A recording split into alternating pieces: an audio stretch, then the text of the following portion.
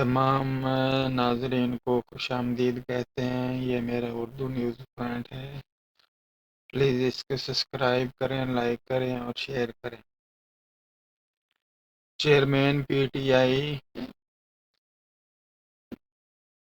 پاکستان تحریک انصاف کا کسی کے ساتھ کوئی جھگڑا نہیں ہے، تمام اداروں کا احترام کرتے ہیں۔ پی ٹی آئی نے عدلیہ کے خلاف کوئی بیان نہیں دیا ہے۔ چیئرمین پی ٹی آئی نے واضح کیا ہے کہ بانی پی ٹی آئی کے بارے میں کوئی بھی بیان پارٹی کے چیئرمین کی جانب سے ہی جاری ہوگا۔ پی ٹی آئی نے عدلیہ کے خلاف کوئی بیان نہیں دیا ہے۔ انہوں نے کہا ہے کہ بلے پر سپریم کورٹ کا جو فیصلہ ہوگا منظور ہوگا۔ سپریم کورٹ کہہ چکی ہے کہ بیانات کا انتخابات کا 8 فروری کو انعقاد پتھر پر لکیر ہے۔ 14 سینیٹرز کی موجودگی میں انتخابات ملتوی کرانے کی قرارداد کا کوئی قانونی حیثیت نہیں ہے۔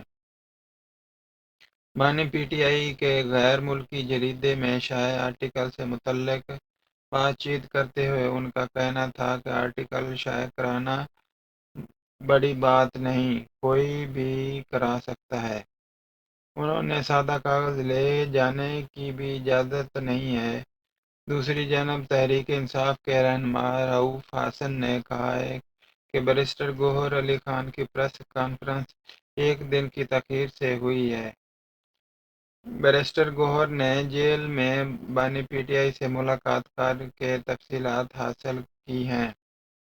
ان کا کہنا تھا کہ اب بانی پی ٹی آئی کے پارٹی کارکنان کے لیے پیغامات صرف بیرسٹر گوہر کے ذریعے پہنچائے جائیں گے۔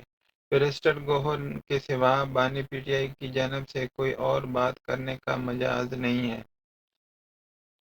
بانی پی ٹی آئی کی خلاف ورزی کرنے والوں کے خلاف سخت تادیبی کارروائی کی جائے گی۔ پی ٹی آئی کے رہنما شیر افضل مروت نے پریس کانفرنس کرتے ہوئے چیف جسٹس آف پاکستان کے بارے میں قاضی فیض عیسیٰ پر عدم اعتماد کا اعلان کرتے ہوئے کہا تھا کہ چیف جسٹس کے ہوتے ہوئے تحریک انصاف کو کوئی امید نہیں ہے۔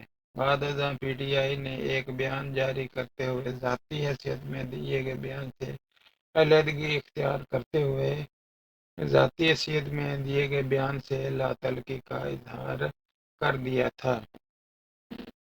پلیز یہ میرا نیا چینل ہے، اس کو سبسکرائب کریں، لائک کریں اور شیئر کریں۔ میری ویڈیو دیکھنے کا بہت بہت شکریہ۔ اللہ نگہبان۔